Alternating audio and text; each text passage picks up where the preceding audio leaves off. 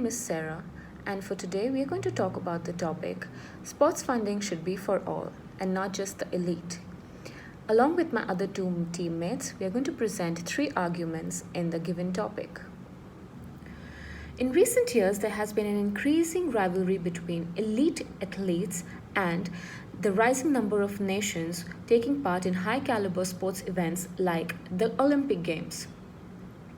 As they venture to win more medals and get more sports recognition, the growing importance of success in international sport in the industry has also seen an increase in the financial investment of these events. For example, the investments are from all sources such as public funding, sponsorships, advertisement, and tourism, etc., etc.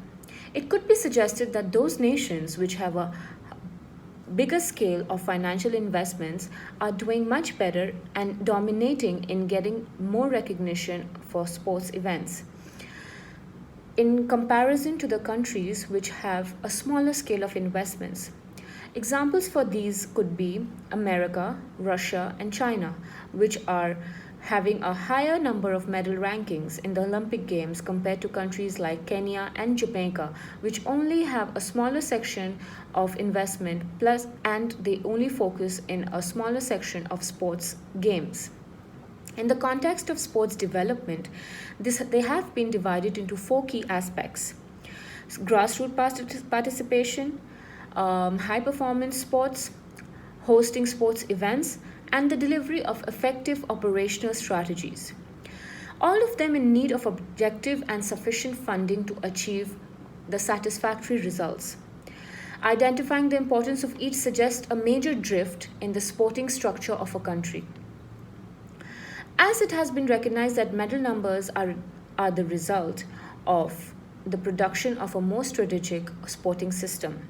So we could highly support the topic that if sports funding comes from all over, it would be much better for a nation to identify itself as a much more developed sporting nation. Thank you.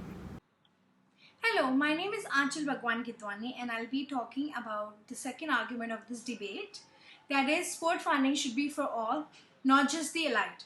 The primary aim of this piece is to introduce and unpack the reasons why all states should generally give by prioritizing and investing in all sports. The Touching OCBC platform gives a rich blend of non-first class sports projects and users, binding all of them together in one network: sports, the way of life, and the municipal offices into a powerful entirety. It is also stated by the sponsors of the OCBC sports funding that their sponsorship cash will basically be diverted to support exercises that the network can take in and can be interested in. So through this funding for all type of sport, it will benefit in many ways, such as enjoying high levels of investment in many advanced capitalist countries, increase in sport participation, training and education facilities, personal allowances for all athletes, developing sporting talent and enhancing the knowledge and skills of talent scouts and sport coaches, athletes who can earn below the gross minimum wage. They can also be maybe eligible for a personal allowance to enable them to devote as much time as possible to their sporting careers and improvements in talent identification. Through this, we also will be able to detail the value of maintaining a high profile, positive global reputation. And it makes it clear that many politicians, academics, and policymakers believe that whether or not every return can be precisely traced back to the money spent funding all sport contributes to keeping OCBC among the world's most highly regarded nations, and that brings immeasurable and sometimes unrecognized benefits to the nation. To achieve the goals of the OCBC sports funding strategy, we will need the same leadership and management commitment, competency, and investment that go into winning medals. So through this, it should be for all. Sport funding should be for all, not just the elite. Thank you.